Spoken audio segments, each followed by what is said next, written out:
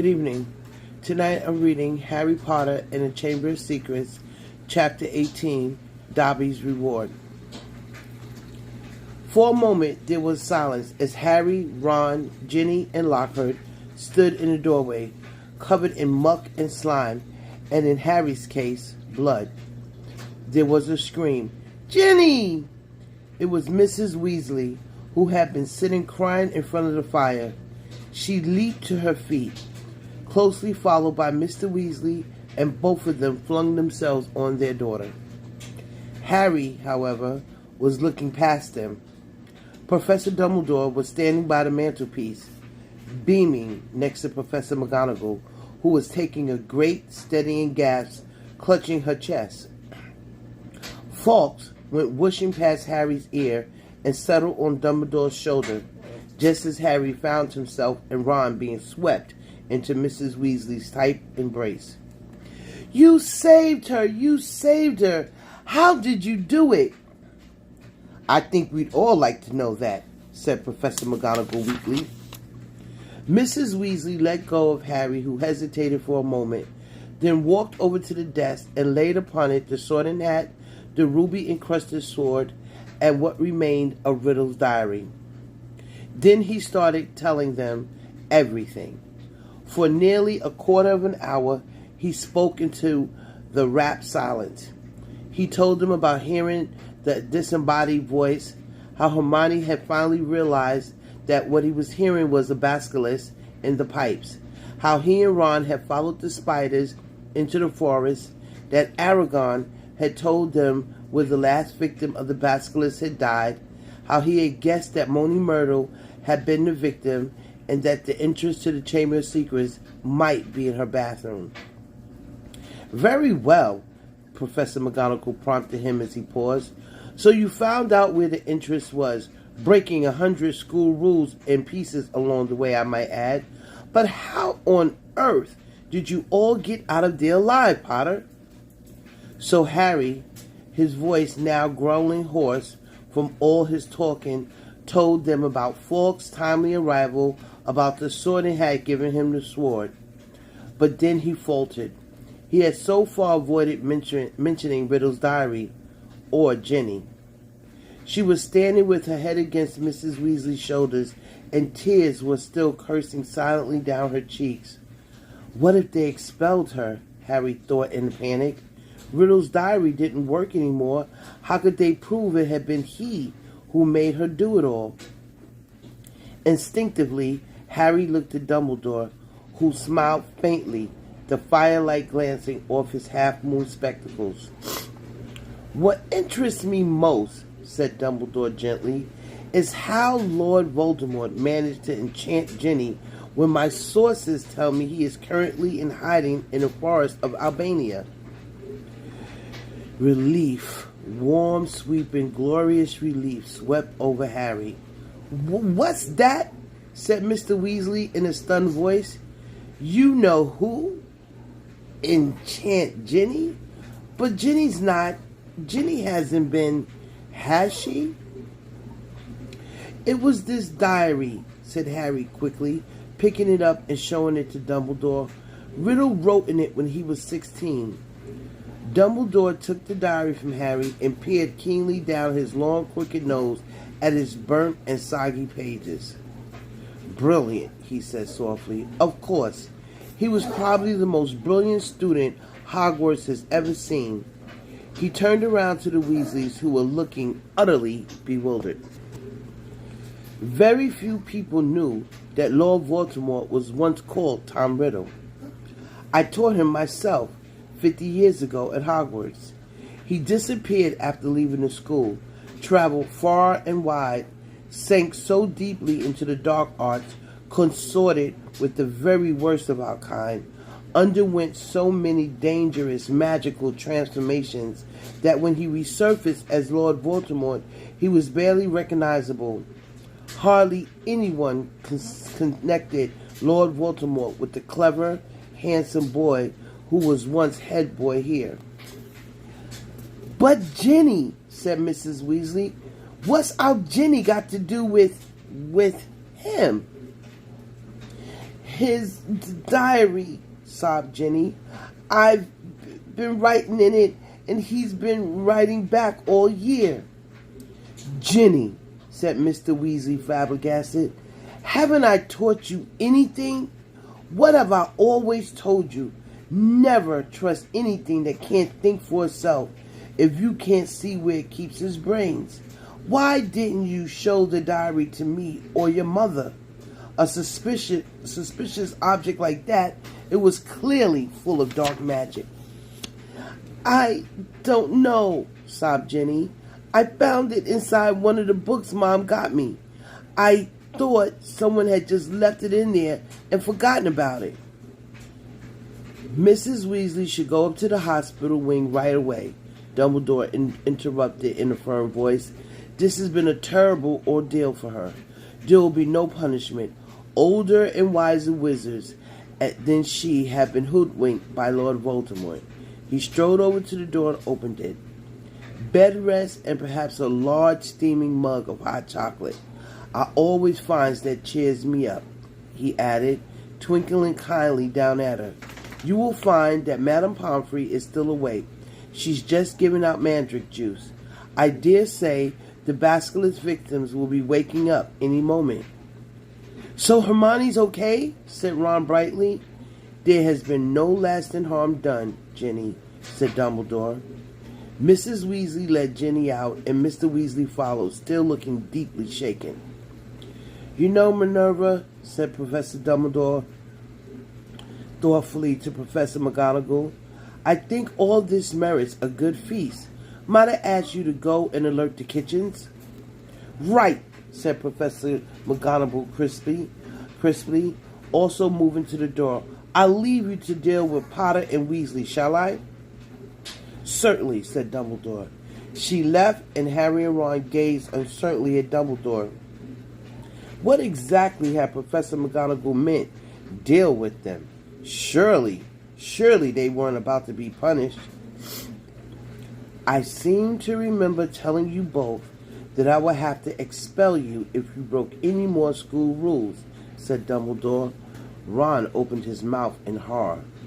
Which goes to show that the best of us must sometimes eat our words, Dumbledore went on, smiling. You will both receive special awards for services to the school, and let me see. Yes, I think 200 points apiece for Gryffindor. Ron went as brightly pink as Lockhart's Valentine flowers and closed his mouth again.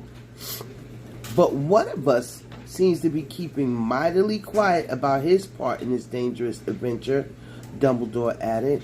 Why so modest, Gilderoy? Harry gave a start. He had completely forgotten about Lockhart. He turned and saw that Lockhart was standing in the corner of the room, still wearing his vague smile. When Dumbledore addressed him, Lockhart looked over his shoulder to see who he was talking to. Professor Dumbledore, Ron said quickly, it was an accident down in the Chamber of Secrets. Professor Lockhart. Am I a professor? Said Lockhart in mild surprise. Goodness, I expect I was hopeless, was I? He tried to do a memory charm, and the wand backfired, Ron explained quietly to Dumbledore. Dear me, said Dumbledore, shaking his head, his long silver mustache quivering. Impaled upon your own sword, Gilderoy. Sword? Said Gilderoy dimly. Haven't got a sword, but that boy, though, he pointed at Harry, he'll lend you one. Would you mind taking Professor Lockhart up to the infirmary too, Dumbledore said to Ron. I'd like a few more words with Harry. Lockhart ambled out. Ron cast a cautious look back at Dumbledore and Harry as he closed the door. Dumbledore crossed to one of the chairs by the fire.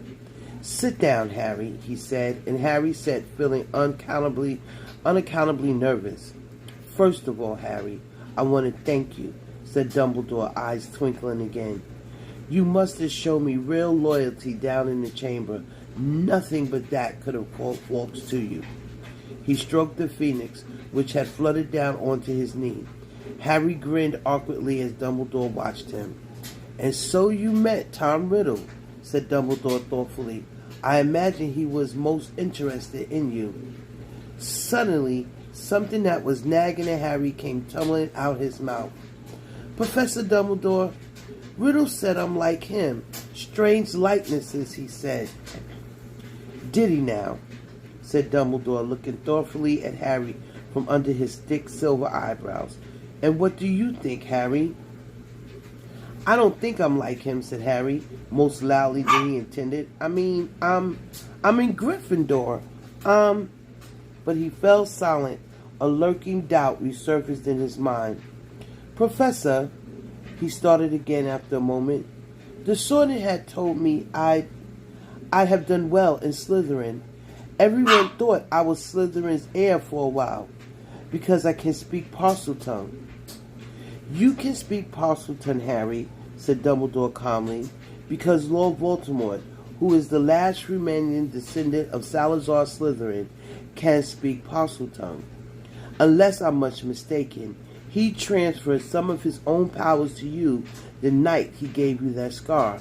Not something he intended to do, I'm sure.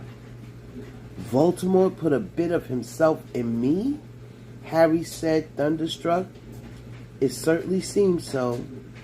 So I should be in Slytherin, Harry said, looking desperately into Dumbledore's face. The Sorting Hat could see Slytherin's power in me, and it put you in Gryffindor, said Dumbledore calmly. Listen to me, Harry. You happen to have many qualities Salazar Slytherin prized in his hand-picked students. His own very rare gifts, Parseltongue, resourcefulness, determination, a certain disregard for the rules. He added, his mustache quivering again. Yet the Sorting has placed you in Gryffindor. You know why that was? Think. It only put me in Gryffindor, said Harry in a defeated voice, because I asked not to go in Slytherin. Exactly, said Dumbledore, beaming once again, which makes you very different from Tom Riddle. It's our choices, Harry, that show what we truly are, far more than our abilities. Harry sat motionless in his chair, stunned. If you want proof, Harry, that you belong in Gryffindor, I suggest you look more closely at this. Dumbledore reached across to Professor Monocle's desk, picked up the blood-stained silver sword, and handed it to Harry. Dully, Harry turned it over, the rubies blazing in the firelight, and then he saw the name engraved just below the hilt. Godric Gryffindor. Only a true Gryffindor could have pulled that out of the hat, Harry, said Dumbledore simply. For a minute, neither of them spoke. Then Dumbledore pulled open one of the drawers in Professor McGonagall's desk and took out a quill and a bottle of ink. What you need, Harry, is some food and sleep. I suggest you go down to the feast while I write to Azkaban. We need our gamekeeper back, and I must draft an advisement for the Daily Prophet, too, he added thoughtfully. We'll be needing a new defense against the dark arts teacher. Dear me, we do seem to run through them, don't we? Harry got up and crossed to the door. He had just reached for the handle. However, when the door burst open so violently, it bounced back off the wall. Lucius Malfoy stood there, fury in his face, and cowering behind his legs, heavily wrapped in bandages, was Dobby. Good evening, Lucius, said Dumbledore pleasantly. Mr. Malfoy almost knocked Harry over as he swept into the room. Dobby went scurrying in after him, crouching at the hem of his cloak, a look of abject terror on his face. The elf was carrying a stained rag which he had been attempting to finish cleaning Mr. Malfoy's shoes. Apparently, Mr. Malfoy had set out in a great hurry, for not only were his shoes half polished, but his usually sleek hair was disheveled. Ignoring the elf bobbing apologetically around his ankles, he fixed his cold eyes on Dumbledore. So, he said, you've come back. The governor suspended you, but you still saw fit to return to Hogwarts. Well, you see, Lucius, said Dumbledore, smiling serenely, The other 11 governors contacted me today. It was something like being caught in a hailstorm of owls, to tell the truth. They heard that Arthur Weasley's daughter had been killed and wanted me back here at once. They seemed to think I was the best man for the job after all. Very strange tales, they told me. Several of them seemed to think that you had threatened to curse their families if they didn't agree to suspend me in the first place. Mr. Malfoy went even paler than usual, but his eyes were still slits of fury. So, have you stopped the attacks yet? He sneered. Have you caught the culprit? We have, said Dumbledore with a smile. Well, said Mr. Malfoy, who is it? The same person as last time, Lucius, but this time Lord Voldemort was acting through someone else by means of this diary. He held up the small black book with the large hole through the center, watching Mr. Malfoy closely. Harry, however, was watching Dobby. The elf was doing something very odd. His great eyes fixed meaningly on Harry. He kept pointing at the diary, then at Mr. Malfoy, and then hitting himself hard on the head with his fist. I see, said Mr. Malfoy slowly to Dumbledore. A clever plan, said Dumbledore in a level voice, still staring Mr. Malfoy straight in the eyes. Because if Harry here, Mr. Malfoy shot Harry a swift, sharp look, and his friend Ron hadn't discovered this book, why Ginny Weasley might have taken all the blame. No one would ever have been able to prove she hadn't acted of her own free will. Mr. Malfoy said nothing. His face was suddenly mask-like.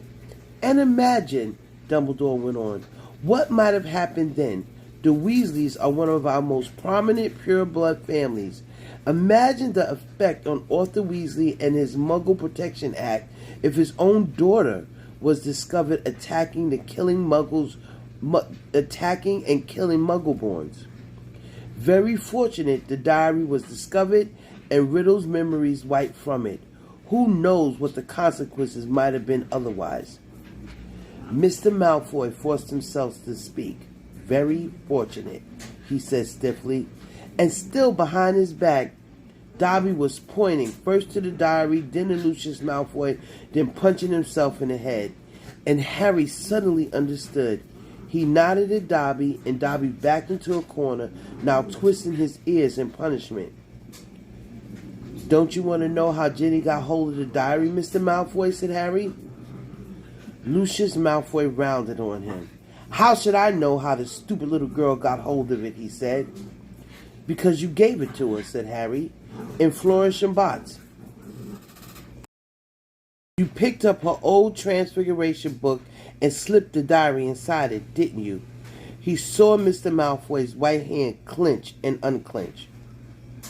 Prove it, he hissed. Oh, no one will be able to do that, said Dumbledore, smiling at Harry. Not now that Riddle has vanished from the book.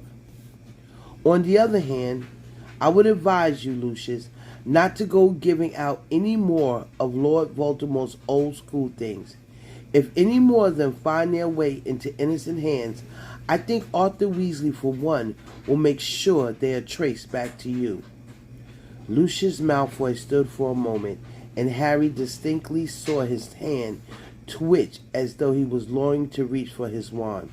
Instead, he turned to his house elf. We're going, Dobby. He wrenched open the door, and as the elf came hurrying up behind him, he kicked him right through it. They could hear Dobby squealing with pain all the way along the corridor. Harry stood for a moment, thinking hard. Then it came to him. Professor Dumbledore, he said hurriedly, can I give that diary back to Mr. Malfoy, please? Certainly, Harry, said Dumbledore calmly. But hurry, the feast, remember? Harry grabbed the diary and dashed out of the office. He could hear Dobby's squeals of pain receding around the corner. Quickly, wondering this plan could possibly work, Harry took off one of his shoes, pulled off his slimy, filthy sock, and stuffed the diary into it. Then he ran down the dark corridor. He caught up with them at the top of the stairs. Mr. Malfoy, he gasped, getting into a hole. I've got something for you. And he forced the smelly sock into Lucius Malfoy's hand. What the? Mr. Malfoy ripped the sock off the diary, threw it aside, then looked furiously from the ruined book to Harry. "You'll meet the same sticky end as your parents one of these days, Harry Potter," he said softly. "They were meddlesome fools too." He turned to go. "Come on, Dobby. I said come." But Dobby didn't move. He was holding up Harry's disgusting slimy sock and looking at it as though it was a priceless treasure. "Master has given a sock," said the elf in wonderment. "Master gave it to Dobby." "What's that?" spat Mr. Malfoy. "What did you say?" "Got a sock," said Dobby in disbelief. "Master threw it, and Dobby caught it, and Dobby is free." Lucius Malfoy stood frozen, staring at the elf. Then he lunged at Harry. "You lost me my servant, boy!" But Dobby shouted, "You shall not harm Harry Potter." There was a loud bang, and Mr. Malfoy was thrown backwards. He crashed down the stairs 3 at a time, landing in a crumpled heap on the landing below. He got up, his face livid, and he pulled out his wand. But Dobby raised a long, threatening finger. "You shall go now," he said fiercely, pointing down at Mr. Malfoy. "You shall not touch Harry Potter. You shall go now." Lucius Malfoy had no choice. With a last incensed stare at the pair of them, he swung his cloak around him and hurried out of sight.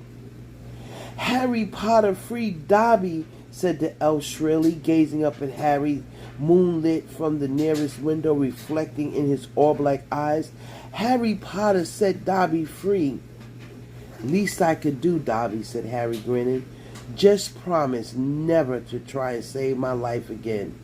The elf's ugly brown face split suddenly into a wide, toothy smile. "I've just got one question, Dobby," said Harry as Dobby pulled on Harry's sock with shaking hands. "You told me all this had nothing to do with he who must not be named, remember?" "Well, it was a clue, sir," said Dobby, his eyes widening as though this was obvious. "Was giving you a clue. The Dark Lord, before he changed his name, could be freely named, you see." "Right," said Harry weakly. "Well, I better go. There's a feast, and my friend Hermione should be awake by now." Dobby threw his arms around Harry's middle and hugged him. "Harry Potter is greater by far than Dobby knew," he sobbed. "Farewell, Harry Potter." And with the final loud crack, Dobby disappeared. Harry had been to several Hogwarts feasts, but never one quite like this. Everybody was in their pajamas, and the celebration lasted all night. Harry didn't know whether the best bit was Hermione turning toward him screaming, "You solved it! You solved it!" or Justin hurrying over from Hufflepuff's table to wring his hand and apologize endlessly for suspecting him, or Hagrid turning up at 3:30, cuffing Harry and Ron so hard on the shoulders they were knocked into their plates of trifle, or his and Ron's 400 points for Gryffindor securing the house cup for the 2nd year running, or Professor McGonagall standing up to tell them all that exams had been canceled as a school treat. "Oh no," said Hermione, or Dumbledore announcing that unfortunately Professor Lockhart would be unable to return next year, owing to the fact that he needed to go away and get his memory back. Quite a few of the teachers joined in cheering that greeted that news. "Shame," said Ron, finding himself to jam a donut. He was starting to grow on me. The rest of the final term passed in a haze, blazing sunshine. Hogwarts was back to normal with only a few small differences. Defense Against the Dark Arts class was canceled. "But we've had plenty of practice at that anyway," Ron told a disgruntled Hermione. And Lucius Malfoy had been sacked as school governor. Draco was no longer strutting around the school as though he owned the place. On the contrary, he looked resentful and sulky. On the other hand, Ginny Weasley was perfectly happy again. Too soon it was time for the journey home on the Hogwarts Express. Harry, Ron, Hermione, Fred, George, and Ginny got a compartment to themselves. They made the most of the last few hours in which they were allowed to do magic before the holidays. They played Exploding Snap, set off the very last of Fred and George's filibuster fireworks, and practiced disarming each other by magic. Harry was getting very good at it. They were almost at King Cross when Harry remembered something. "Ginny, what did you see Percy doing that he didn't want you to tell anyone?" "Oh, that," said Ginny, giggling. "Well, Percy's got a girlfriend." Fred dropped a stack of books on George's head. "What?" "It's that Ravenclaw prefect, Penelope Clearwater," said Ginny. "That's who he was writing to all last summer. He's been meeting her all over the school in secret. I walked in on them kissing in an empty classroom one day. He was so upset when she was, attacked." "You won't tease him, will you?" she added anxiously. "Wouldn't dream of it," said Fred, who was looking like his birthday had come early. "Definitely not," said George, snickering. The Hogwarts Express slowed and finally stopped. Harry pulled out his quill and a bit of parchment and turned to Ron and Hermione. "This is called the telephone number," he told Ron, scribbling it twice, tearing the parchment in two, and handing it to them. "I told your dad how to use a phone last summer. He'll know. Call me at the Dursleys, okay? I can't stand another 2 months with only Dudley to talk to." "Your aunt and uncle will be proud, though, won't they?" said Hermione as they got off the train and joined the crowd going toward the Enchanted Barrier. "When they hear what you did this year?" "Proud?" said Harry. "Are you crazy? All those times I could have died and I didn't manage it? They'll be furious." And together they walked back through the gateway to the Muggle world. Thank you. So, this is the end of the Chamber of Secrets. We will begin reading Harry Potter and the Prisoner of Azkaban on December 1st. Until then, everyone enjoy your holiday. Take care.